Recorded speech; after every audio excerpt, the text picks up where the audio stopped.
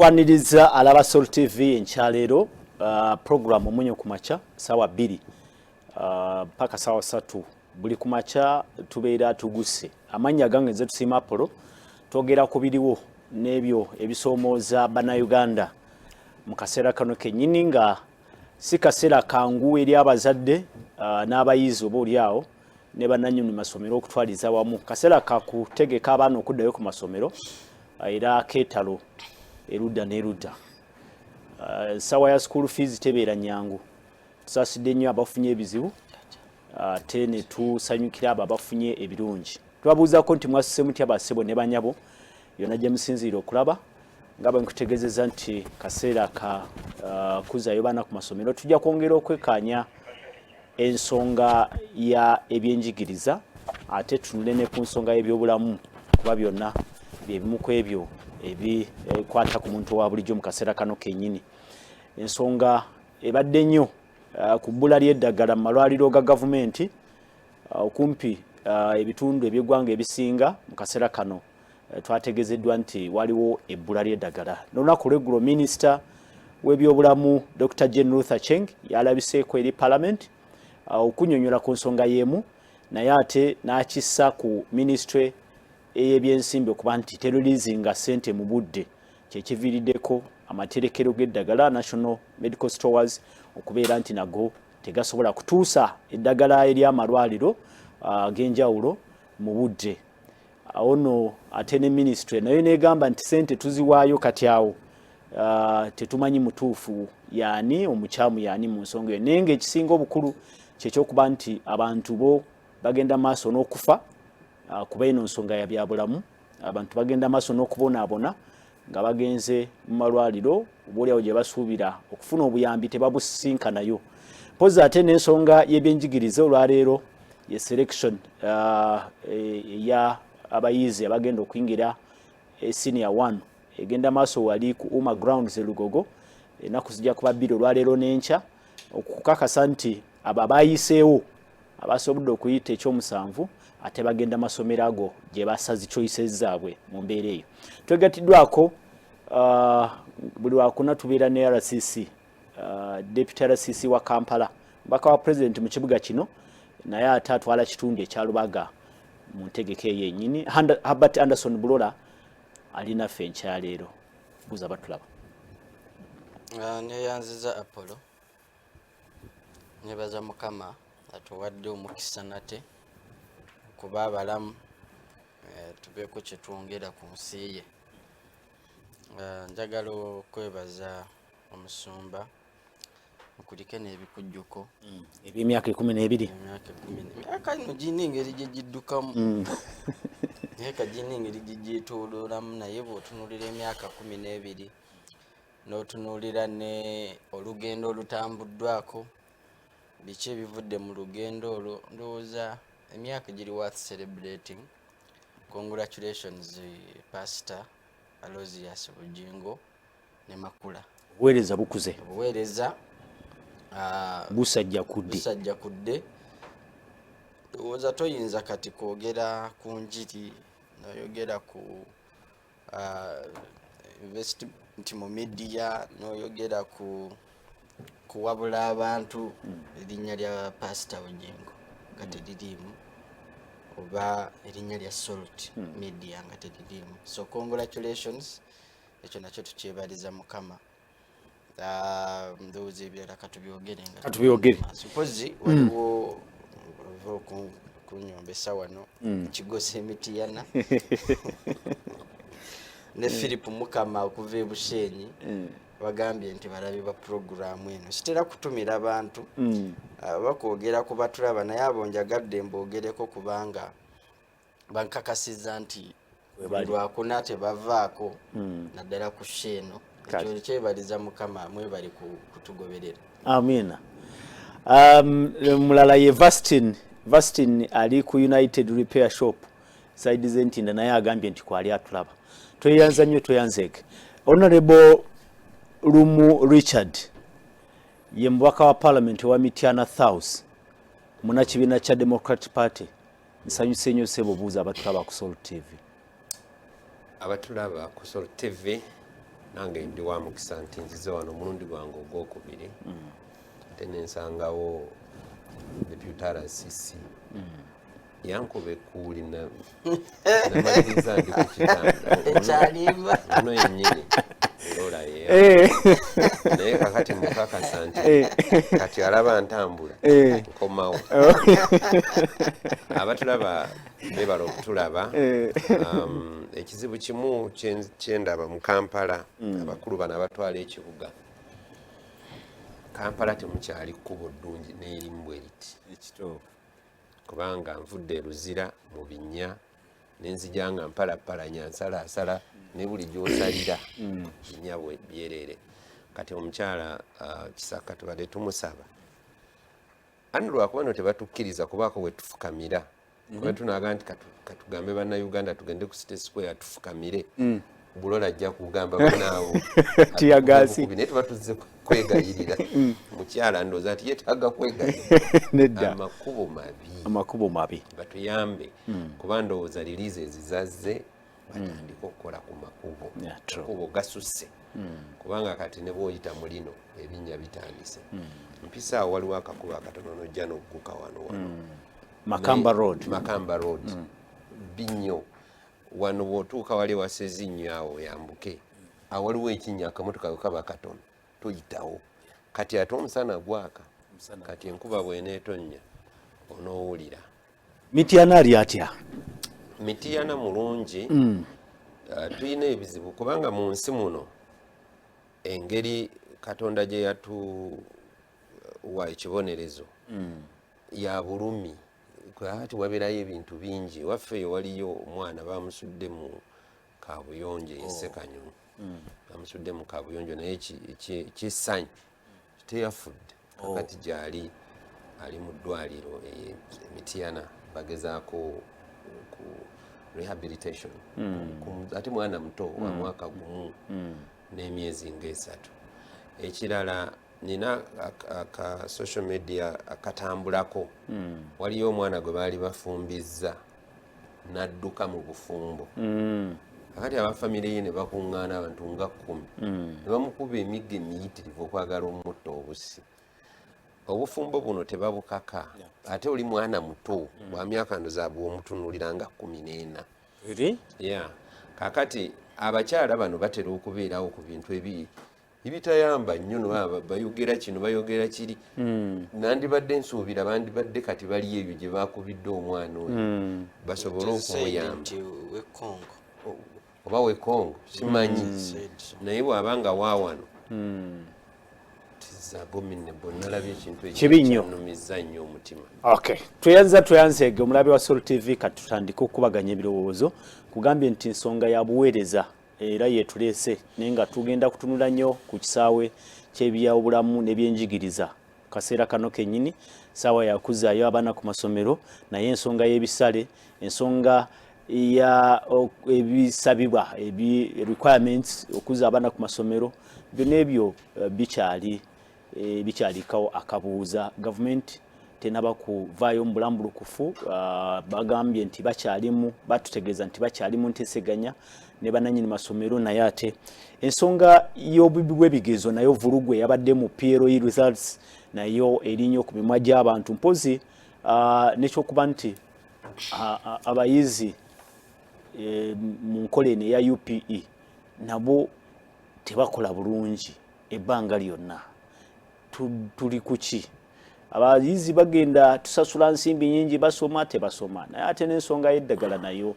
mu malwaliro obutabeerayo nayo nsonga nkulu nja kusabawo nalebwe yabasooka kubanga byonna byabadde mu palamenti olunaku olw'eggulo byonna babimbyogirako minisita ow'ebyobulamu yabadde ku flo nga yennyulako era gye byagweredde ne deputy speaker eyabadde mu ntebe era yaba speaker yalagidde ministry ya education eveeyo ne statement comprehensive statement abaana abaliko obulemu mbu bakoze bubi nnyo abasinga bagudde mu kiseera kino kyennyini tutandikira awo kakati webale nnyo nabadde mu parliament olunaku lw'eggulo naye omukisa gwambuze kuba nadde nyina byenjagala okugamba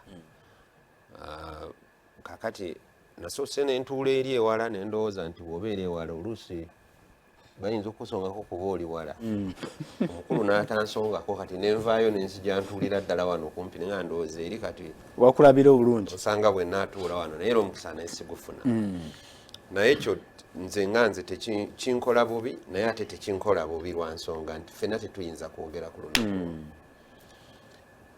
ebyo ebyenjigiriza byazze naye tebyawedde akabantu ke balabye kabadde katono nnyo bwe kati tebyawedde kubanga waliwo abo abaana abaliko obulemu tetwaboogeddeko kimala kati newabeerawo school fees waliwo ne statement gye twabadde twagala ekolebwe nga kweri ku order paper obudde ne butamala newabeerawo amasomero ga gavumenti ne UPE engeri gye gakolamu nze kaakati ntera nnyo okwogera ewaffe kubanga gimmanyi ate ndowooza kyengenda okwogera ne deputy RDC naye akimanyi RCC akimanyi kyengenda okwogera kuba abadde muno mu nsi nti abantu bonna be mulaba mu Kampala wano abali mu administration abali mu bifo eby'amaanyi ffenna twasomera mu masomero ag'omu byalo ekyo badde tokimanyi katugende ku bano ba road mayor tugende ku ba MPs bonna abasinga nga ne president mwali batono nnyo abasomeramu gano ag'ebibuga batono nnyo bosanga basomera Saporo Kagwa wano oba eryesomero bayita Kampala oba ki Kampala Parent batono naye abantu abo basobola okuva mu byalo eyo ne bajja ne bakwata eggwanga bwe bati ne baliwanirira bulungi lwaki sigamba nti kyali kirungi nnyo ekyali kiyitiridde naye waaliwo ebintu nga bina byenjagala okwogerako walingangawo gwe bayitanga DEO District Education Officer nakati naakyaliyo gyali naye olumu twabeeranga tuli awo nga jabuzi muba muli awo ku ssomero nga babagamba kati mugende ku parade ngazze ku piki nasooka atunuulira butunuulizi baana n'abaana bano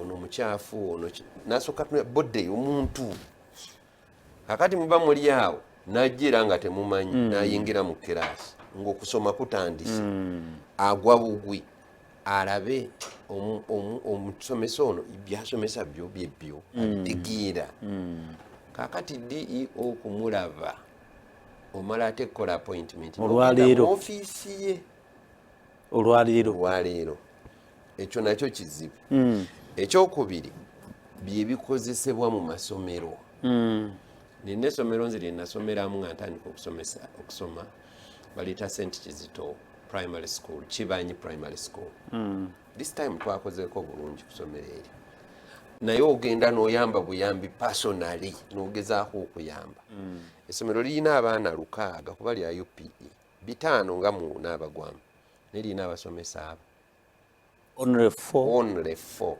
gavumenti beewaayo lirina ennyumba z'abasomesa 3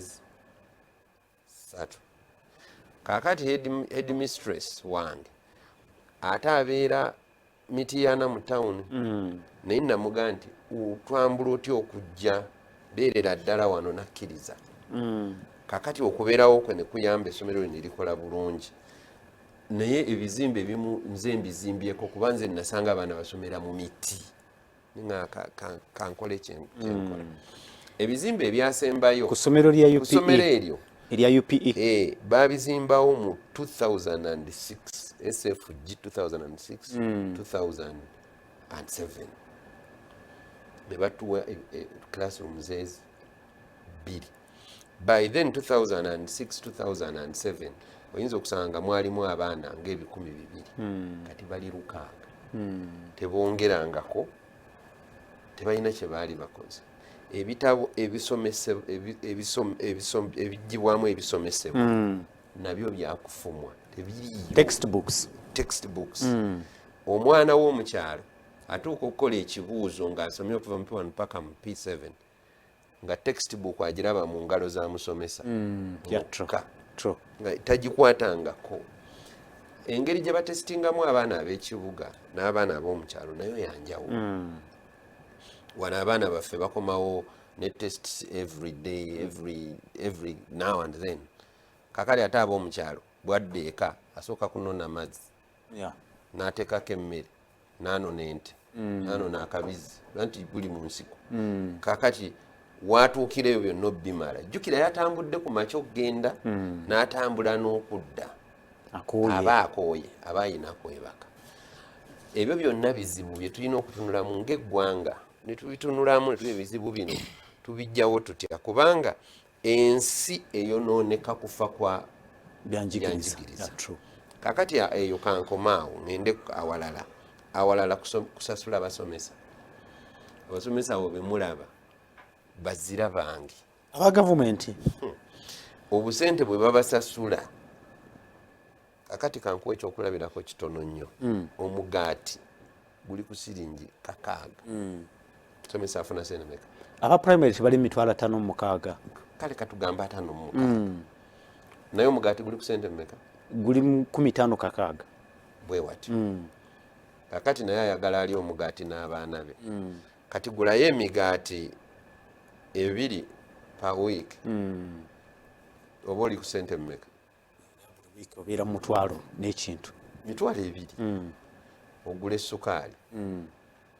Oliyeko n'ebirala ebiringa. Kyogere nti 5,600 tegimala tegisobola kuyimirizaawo famire okusinziira ku ekonome yaffe nga bweyimiridde inflation. Naguze ensawo y'omwana nakoma ogigula ng'eri ku 2,000. Ensawo yemu nagenza okuddayo ogigula nga ya 2,000. Kuba abasomesa nabo balina families balina n'ebyetaago ebyabwe ngabo. Kakati ekyo bw'okivaako essente gavumenti zeeweereza ku masomero ago. Omwana bayinza okuba bamuwa 1,700. Capitation grant. Omwaka.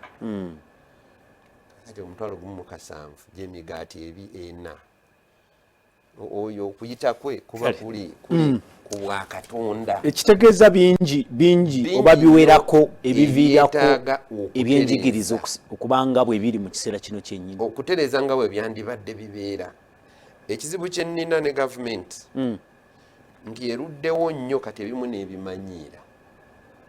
Ebimu yabimanyira bwe bite bwe biri. Ne honorable abali mu management ya education sector baga nti tutambuddeko twandibanga tetunakutuuka we twandyagadde okubeera naye mbu waliwo progress ekiyitibwa progress golaba ki mu ntegeka eyo?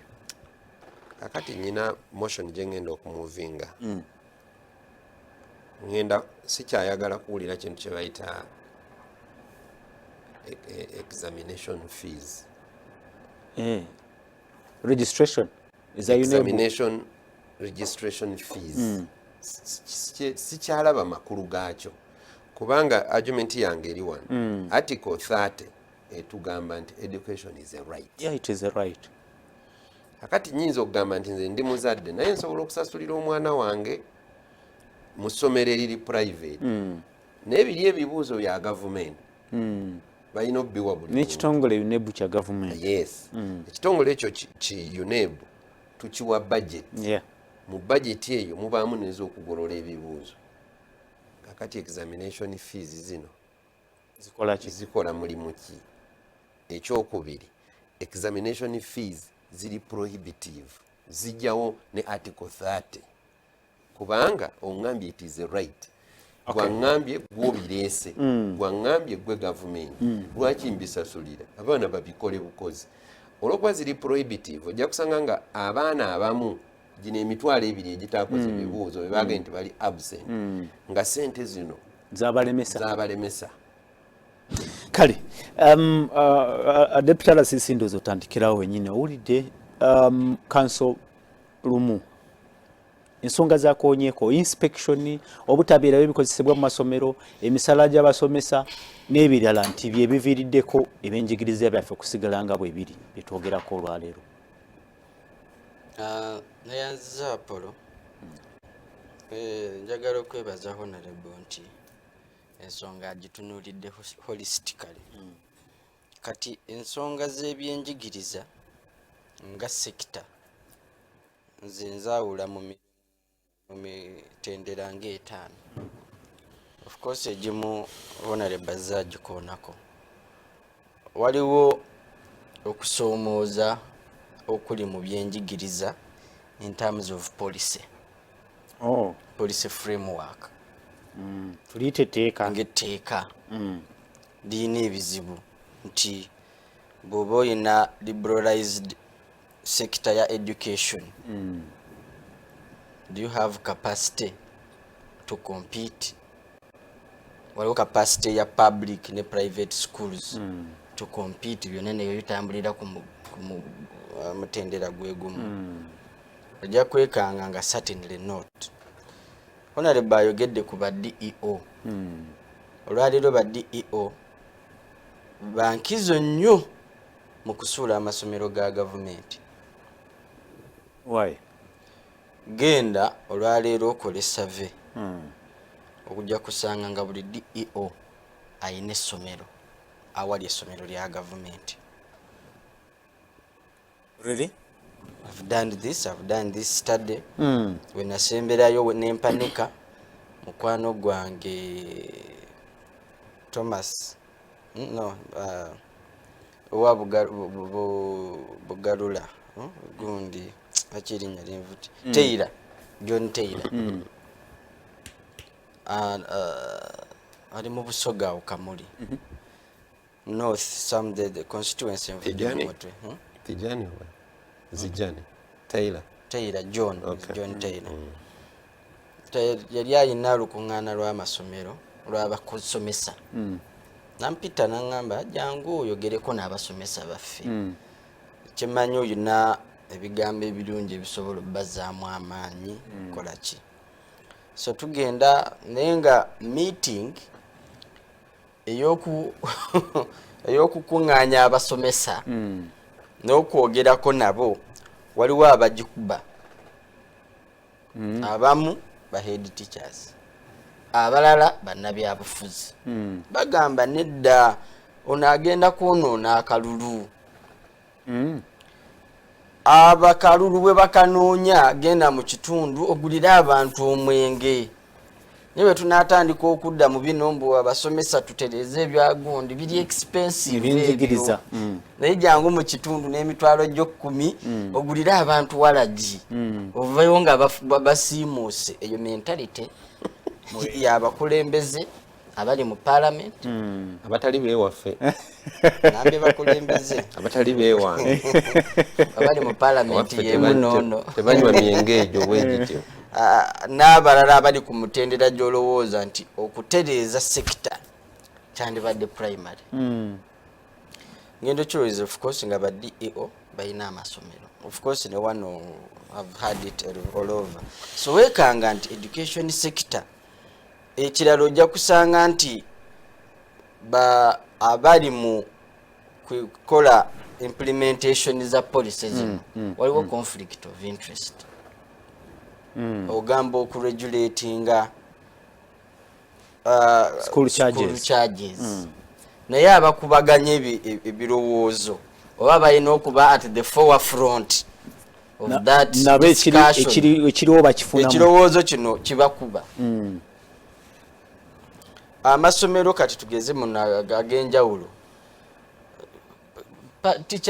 parents committees tezikyali effective meetings tezikyaliwo naye ng'ate muteeka mweziri ani alina ozirondoola zibeerewo ye DEO be bano ba school inspectors abali mu tugeze nga mu authority naye kati nabo bali beesooka ne bajja balaba mu bano don't do inspection don't implement these laws kakati gwe ne bajja bakubinika Apollo nosasula development fee library fee osasulire naye nga ebyo byonna osasula eza baasi osasula ez'okulya osasula ez'ekisulo osasula school fees ne bakuteekako n'eza development n'eza library n'eza medical n'eza ki omusajja ye n'akuuliita ne school fees omukalu ataliiko kugira policy 2 abaana abasomi nabo balina challenges nga bo one of the challenges beetaaga learners materials ebyokusoma mu gundi ku lubaawo ne mu kitabo tebimala wetaaga materials endala abamu tebazirabangako nga honorable bwagambye nange gye nasomera textbook wagirabanga mu ngalo z'omusomesa so ekyo challenge nti n'abaana abasoma nga bo balina challenges ezibalemesa ezibaleetera okubanga tebaperforminga nga bwe bandi performance abasomesa balina challenges toyinza kukama nte gyotawa biwata omusomesa okusiiba ku ssomero lino aveeko akawungeezi omwana ave mu kibiina amusange mu compound oba amusange mu kiraasi ayongere okumugamba wano saategeddewo wano nsaba kunnambululirawo wano nsaba kukola bwoti ojja kwekanga nga obubudde omusomesa tabuyina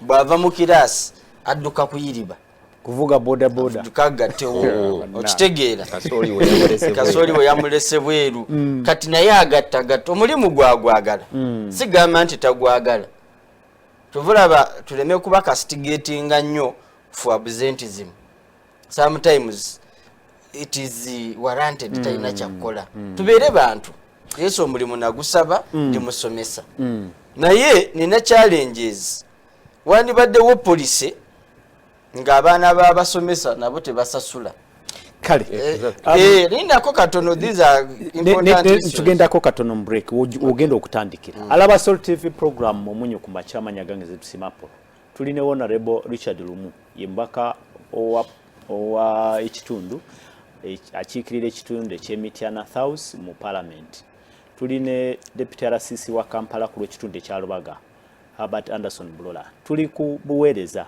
okusingira ddala ebyenjigiriza naye boogedde ku police ndowooza we tugenda okusimba nnyo essiira kuba ndowooza byonna bwe bitandikira ebyo byonna ne Herbert Anderson Burora Deputy RCC wa Kampala twogera byanjigiriza kaseera sikangu abazadde banoonya school fees naye omwana gyalaga omuyizi gyalaga agenda kusoma oba nedda bw'aba asomye ajja kuvaayo nga alina kyasobola okukyusa ku mbeera ezize n'ez'eggwanga lyonna okutwaliza wamu n'abuuza olunaku lw'eggulo nti naye be tulaba abafuna obuna bw'obalondoola olaba nga baliko kye bakoze ekyenjawulo oba tusoma busomi kutuukiriza mukolo n'okufuna empapula n'okujaguza mu mbeera eyo bye tubuuza omu kaseera kano kini n'abali mu studios bagambye nti police enkola eyaleetebwa ey'amasomero ag'obwannannyini nemugagatika mu masomero aga gavumenti ate bonna bakompitinge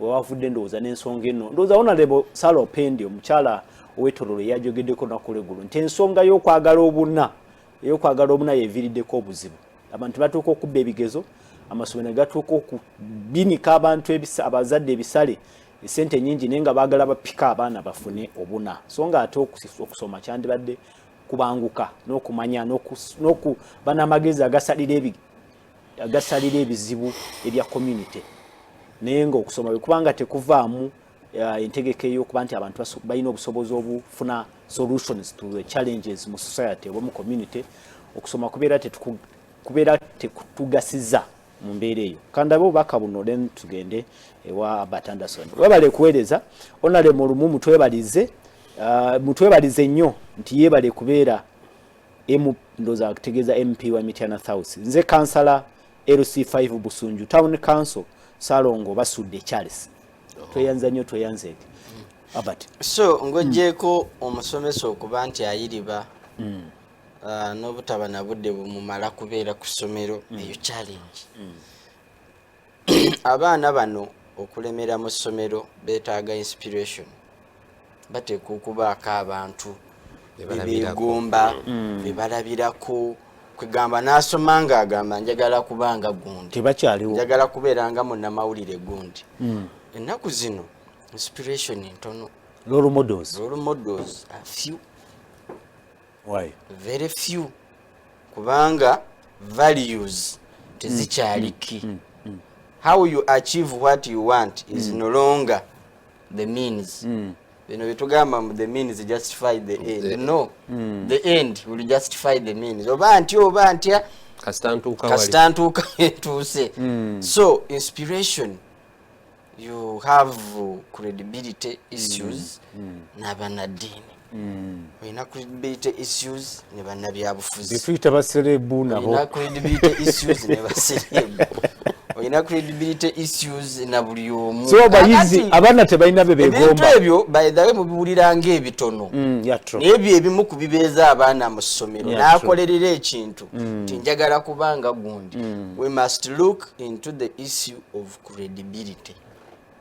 It is important not for purposes of okuyita ebigezo is just postmortem banji bonoonya abantu abasinga okuba successful abamu basomye bukulu abamu badropinga along the way, so issue is not getting buna no you just it's a postmortem. Nesi kyekivi ensonga ya Saro Pendi sintuufu si kyekiviriddeko ne bino bye tulabye I agree okwagala obuna bakwata omwana ffe we twasomera twayinanga gundi ya art and craft every Thursday lesson yes nga buli mwana abaako ekintu ky'omu mikono oba ffe twagiyitanga handiwork at least kye yeenyigiramu twalina handiwork at least osanga oli nga ayiza obakala okubajja omulawo it is just not kubajja mulawo oba wakiri okukola oba okuluka oboge waliwo ekintu ekikuteekebwa mu mutwe nti using my hands I can do this, I can fix that. Simanyi oba bikyaliyo. No, tebikyaliyo. Zenje mukonzi bagenda mujja. Tumugula kuba n'abasomesa batuuka ne bagifuula business. Nga bakozesa abaana business. Mukola enjeyo leero 10. Nera kiyamba. Kasita abayizi be babeera nga babikoze. Nera kiyamba. Kasita babeera abayizi. Yesagala kugenda mu nnyo. Then abazadde nabo balina ebizibu. Now package ya police, package y'omusomi, package y'omusomesa n'omuzadde byonna biteekwa okuba nga biri intertwined. Nga buli omu meeting obligations ze we zimusanze. Abaana abazadde bali absent mu bulamu bw'abaana. Abasomesa bali absent ku ssomero. Omwana kitegeeza ali lonely. Ogundi police erimu of segregating. Kakati obadde oyogera ku kya inspection monitoring and what I give you an opportunity ekya inspection kankubuuza ekibuuzo gwe kirungi nti oli RCC oli mukulembeze mu kitundu simwe abandi badde nga mulondoola ebintu nga bino simwe mwandi badde mugenda mu masomero ne mukakasa nti okulondoola is one of the things mukikola mwenga bala DC na RCCs is one of the things naye okulondoola is not a matter of kugwawo bugwe n'ovaawo n'ogenda wateekwa okubaawo consistent policy tovulaba amasomero agali private gali consistent on monitoring and supervision. Why? It's a business. Besides being a business, onanoonya naye wakola ki? Anoonya kusigala mu mulimu nga guyimiriddewo. Business esigale ng'etambula. Director ajja n'asiiba ku ssomero. N'asiibawo. Yeetooloola mu bibiina kubanga business ye tayagala ekole ki? Waliwo essomero next time bwenzirayo n'ekisanga nja kulyogera ku TV. Neriri wano mu Lubaga. Ehwayire ego nagendayo nendi private government. Ya government. Okay. Nenyingiramu ku ssaawa 4 n'eddakiika 4. N'empakinga no one knew. Teri yafaayo nti oba anyonazze. Nembeera mu mmotoka mpaka ku ssaawa 4 n'eddakiika 5 n'eddakiika 2 ng'abaana bakyali bweru. Akadde ne kavuga ku ssaawa 5 n'eddakiika 10. Akalina okuvuga ku ssaawa 5 zennyini. Nene bwe kavuga abaana ne basigala ebweru mpaka ku ssaawa 5 n'eddakiika 10. Tegeza tebasoma. Neva mu mmotoka ne ngenda ku office ya headmistress. Ne malawo nze kenyine eddakiika 10 nga talimu mwali. Okay. Secretary bwe yajuka n'angamba she's still busy konzo ka you will wait. Bwe yamala nga wayise eddakiika nga 7 n'akampa akapapula n'enkajjuza n'akateeka awo era n'atakasoma. Agenda okukasoma akalabe ko nti RCC Essomero lya government yekanga nengomazeewo obudde kati nze nange mu office ngenda kuwezaamu eddakiika ameka sinalaba HM akyali busy etisoke ali busy kakati bwe yeekanga adduka agambe mukamaawe nti RCC yazze nagendera mu kamotoka kakadde nyambadde byange because olaba emmotoka kati ngeze ez'emirimu mu masuuti bagamba so I went shabby like any parent can be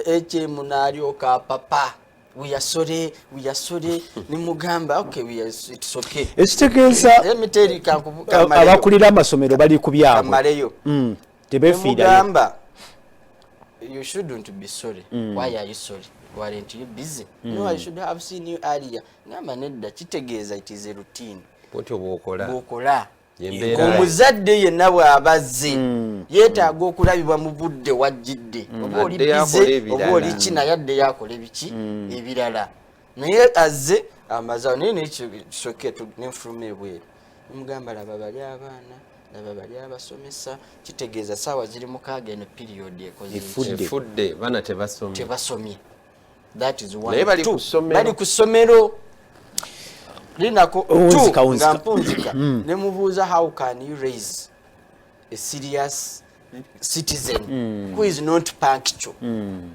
atamanyi budde ekyo punctuality ye success ya buli kimu everything you lack punctuality you lack discipline you lack honesty you lack credibility you lack everything akubemu akafaananyi singa tugambye kujja wano bbiri fene tujja katishonge nimugamba how can you raise this entire generation in your school that is responsible that is not punctual byebizibu ebiri mu masomero ga government tugenda okuvaawo nga ekizibu sina RCC omuzadde oli across abaana bazanya mpaka ku ssaawa 6 ng'otunudde akola ekyo muzadde come and complain ewani eri management oba wonna w'ocomplaininga enter the school nekuba kweyambula weeyambula so n'abazadde nabo balina stake basindise omwana ku ssomero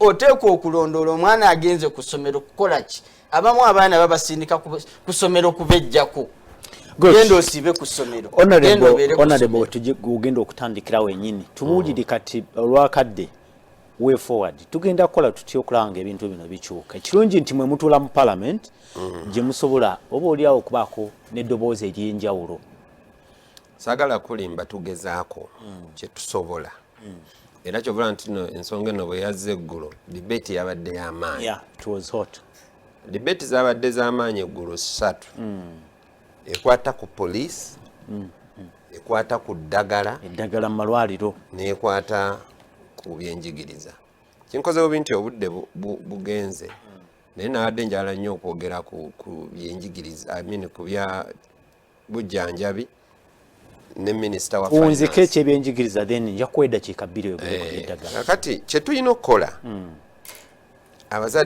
abazadde abali mu private schools bali vigilant ne programs ezitekebwawo private schools zibakaka okubeera nti bafaayo kati abazadde ate abali mu public schools abamu babivaako abalala baga mwana agenda abeera eyo abazadde abamu bali too busy for their children bali too busy kakati oyinza okusanga nga omuzadde akola mu Kampala akola mu taxi for example oba ku border oba mu katale akeera saawa zino yazze saawa 11 ate nga n'omukyala ayina naye gy'akola omwana ye oluusi agenda tebamanyi nakumanya nga bagenze dda ate nga tosobola kubanenya kubanga balina okuteeka emmere ku mmeeza n'olwekyo tulina okusala amagezi naddala abakulembeze okukubiriza abazadde nti ekintu ekikulu mu nsi muno ye mwana ono kuba ye Uganda eddaka ey'enkya kakale ne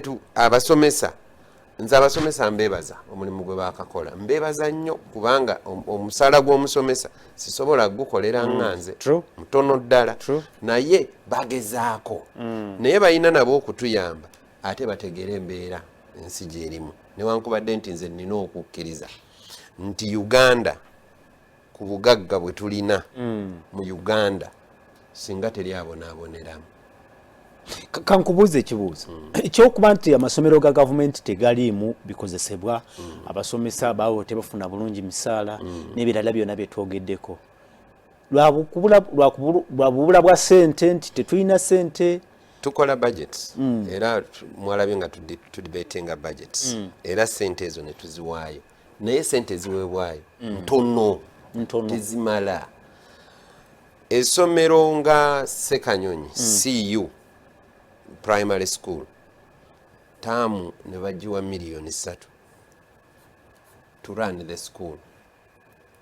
In short, you are strangling the school. It can't survive. Kitegeeza tetula amasomero kufa. Kakati amasomero gano baganye okugateeka ku bbeere ly'ente gafuna amata gasurvivinge wabula waliwo akama amata n'amansulako mu kamwa k'omwana era abajja kufa. Nawulidde juzi mbadde bavaayo ne milk policy babaana ba government schools bonna banywe ku mata naye newo eyo si ensonga ndala byaganye yadde okutandika policy mbe yadde okutandika mwaka guno tubasasule bulungi kyobula nawakanya nnyo ekintu kyogamba nti bongeze ba science teachers bokka. That was not good. Actually kiri segregative. Basasula abasomesa omusaala ogusanyusa wano waliwo ekitongole kya URA ani atayagala kikolamu kubanga omusaala musava tewabeerawo na budde bwofuna oveewo kama wange ayinza okungoba ku mulimu baleete ebikozesebwa mu masomero bongere ebizimbe kubanga abaana bangi structures baziteekewo mu budde ba DEOs. Actually nze njagala nakugamba nti buli constituency yandibadde ne DEO oba simanyi oba tuyinza muyita because DEO is a district one. Naye kakati district ezimu zirina abantu 4,000.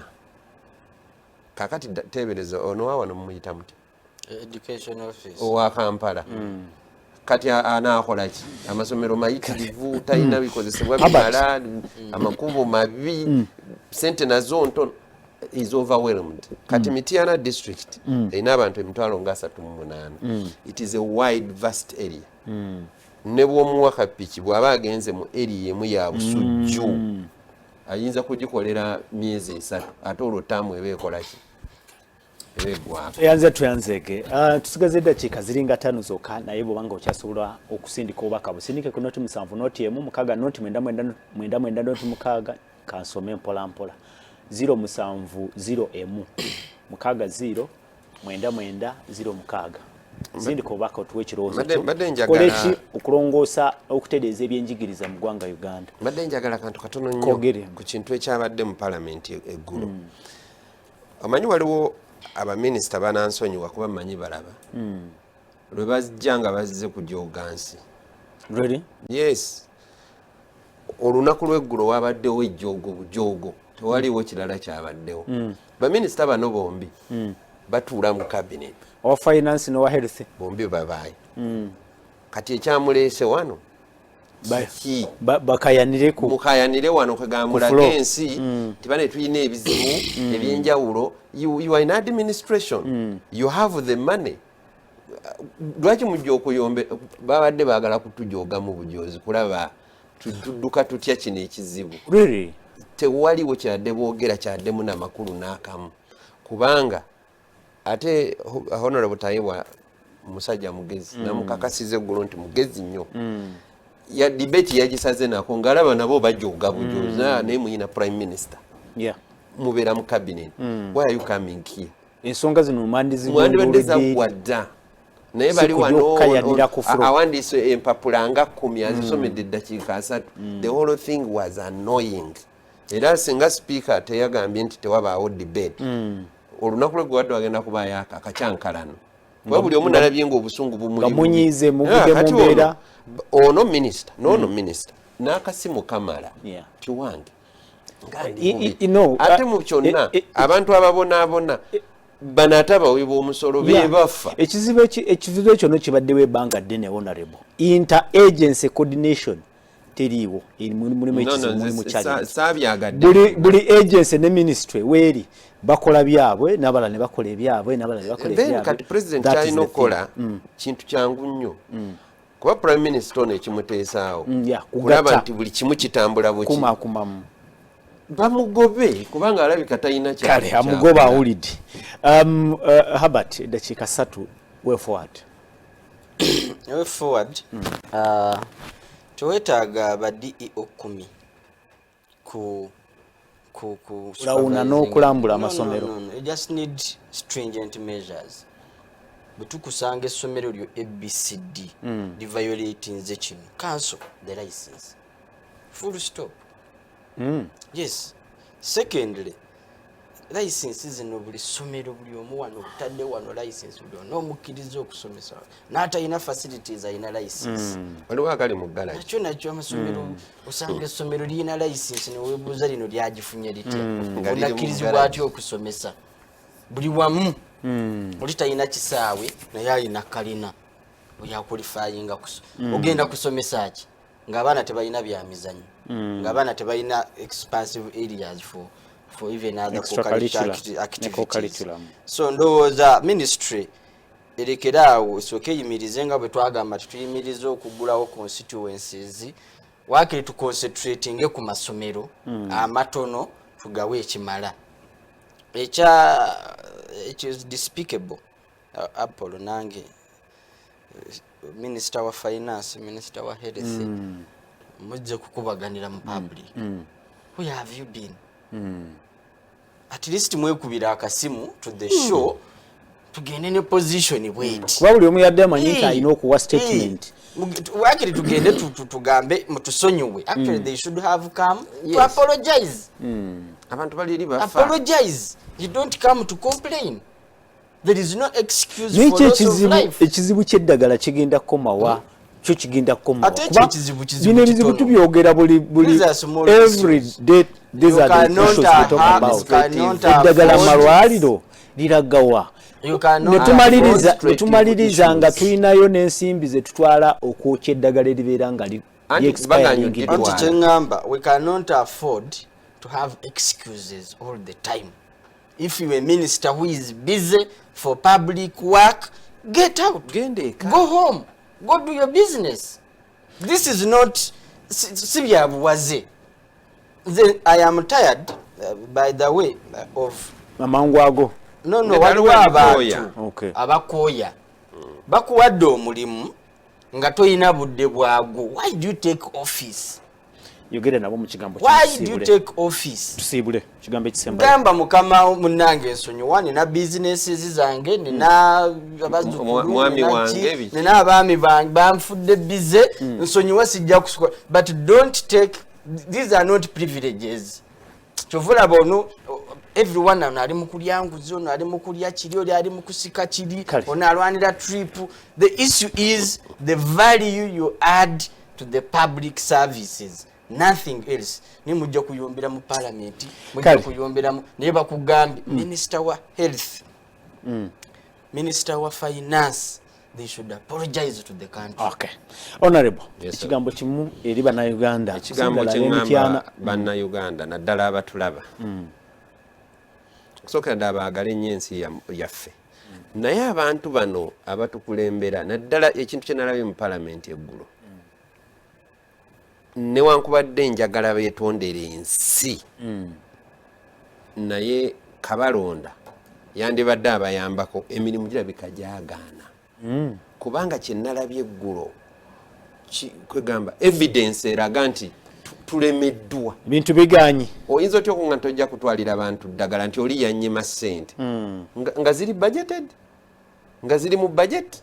Oyinza nga nti yazikuma nga azimma atya nga president osobola n'omukubira essimu lwaki nga tokubira naye nga abantu bafa obulwadde obusobola okubeera treatable. N'olwekyo tusiimye nnyo abatuwuliriza n'abatulabye ate era nammwe okubeebaza okumpita n'enzija wano n'omulundi omulala munaba mukikoze nja kusobola okufisaayo akadde tujje tukubaganye ebirowoozo ekisemberayo ddala abewaffe abanda bamanyi kwebali. Ku lwokusatu tugenda kuggulawo tugenda kulaunchinga. Launching sikimanyi nnyo mu Luganda ate kutongoza webale Apollo. oluguudo oluva mu Kasenyi okujja okutuuka Empirigwa okutandika okululima. Tunaa tulima oluguudo olwo nja kufunayo amafuta nganze oba n'agasaba Burora ono tulime n'ekkubo eriva mu Kito okujja okutuuka Ekisangani. Mwebale nnyo, mwebalire ddala. Tweyanzega abalaba Soul TV akadde ke katusazeeko obubaka bwammwe mbulabye naye nga akadde sisobola busoma. Tujja kubanga tokutunula mu mbeera eyo. Katubagaliza olunaku olundi mwekuume nga muli balamu ebirungi oba oliawo birijjeeyo mu maaso. Sibe bulungi, mweraba.